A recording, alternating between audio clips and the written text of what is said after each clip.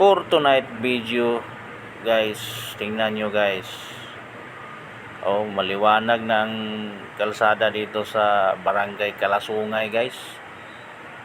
No, pinasindi na nila yung mga ilaw dito, yung street light. Tingnan nyo guys, maliwanag na guys. Noong una, itong daanan na ito masyadong madilim.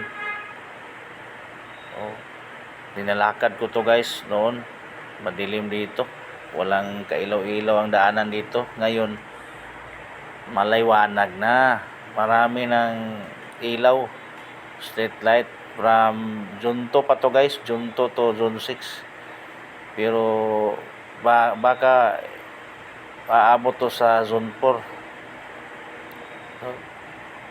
Maganda na dito mag-hike guys ba, lakad-lakad guys, lalo na pag umaga.